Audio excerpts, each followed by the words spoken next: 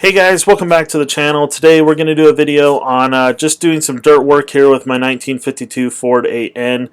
This old tractor has done pretty good for me, but little disclaimer real quick before we get into the video. You're going to see me using basically a lot of the wrong implements for this tractor. The ideal implement for the job that I'm doing here would be a box blade or a Gannon or whatever your terminology is for it. Basically, it's got the teeth up in the front that break up the soil, and then the blade in the box in the back that drag that soil away or the dirt away. And that would have been the ideal implement, and I've actually been trying to get my hands on one basically since I bought this tractor. But I think Tractor Supply is having issues getting these box blades in, even their grading blades, a lot of their three-point attachments, because they've been out of stock on them for a really long time. And the grading blade that I do have, I actually had to drive an hour and a half. It's like my fourth closest Tractor Supply to me. I had to drive an hour and a half to go get it, and everywhere else has been out of stock. Nobody's had any box blades near me for about 2 months or so, about the 2 months I've owned this tractor. So now Tractor Supply is not the only place I can get them. Of course, I could have bought them somewhere else. I actually contacted a Branson tractor dealer that's about 20 minutes away from me, but they wanted $1,500 for their box blades. Maybe it's a good box blade, maybe it's a better box blade. That's over double what they're asking for at Tractor Supply. And because I'm not like a commercial grader, or I don't do commercial work or anything like that, especially because I've got a welder and I can repair my own stuff with this, I'd like to just go with the Tractor Supply version and save myself some money, but I haven't been able to get my hands on one. So I just started off with a grader blade. It moved a little bit of dirt, but it definitely didn't do the job that a box blade would do. Anyway, basically the goal here is that this property is on a hill. This is not my property or anything. It's actually my parents' property. I'm going to discuss in a later video why I'm doing dirt work here. But basically, I'm trying to flatten out part of their backyard here to put a number of buildings on, small buildings, little sheds and things like that. It was a bit of a hill. They've got some drainage issues whenever it rains. They've got water that runs down and everything and washes out their retaining wall that you can kind of see in the background of this video. But so we're trying to solve some of those issues, and then we're also trying to flatten out a place to put a few buildings.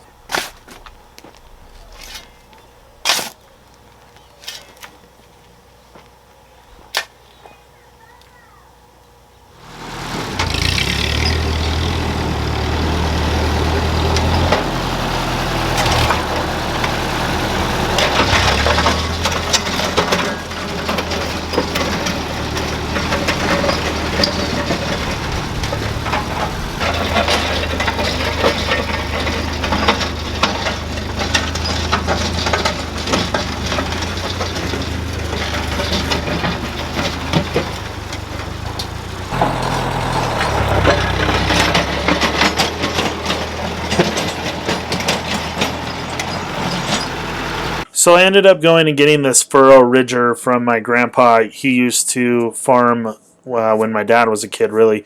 Now he just ranches. But so this is sitting around, and I just needed something to really break up that top layer of dirt. Not even just the top, really all the way down. It was really compacted. And this actually did okay. It did the job. The plows themselves were just kind of a little bit worn out. The little furrow makers. They were the middle one did the best. The two outer ones really were worn out and just didn't do a very good job because the soil was a lot more broken up. So I was able to move a lot more, and it did the job, but still just trying to use the wrong equipment for the job. Just trying to get by because I can't get myself a box blade and I'm on a shoestring budget.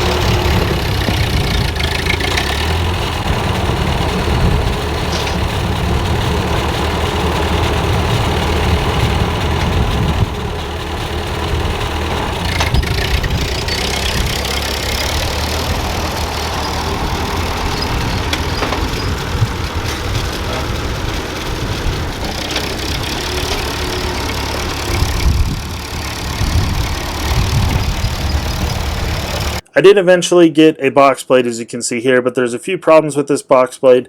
Number one, just being that I don't own it. I borrowed it from my uncle that pulls it with a John Deere 4020, I believe. I could be wrong about that number. It's an older 70s or 80s diesel farm tractor.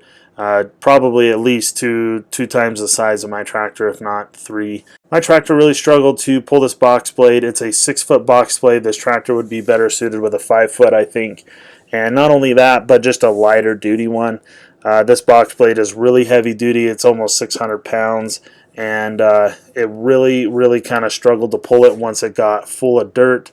The other thing is that these 3-point hitches on the forward 8 ends are supposed to lift about 850 pounds or something like that when they're healthy. And my hydraulics on this tractor are not very healthy. And so a 600-pound box blade, it was kind of struggling a little bit to lift it up, but it was able to do it. I just really felt like I was beating the crap out of this tractor. And but it got the job done. I didn't film the whole entire rest of the project. I ended up stopping when I was about maybe 3/4 of the way done.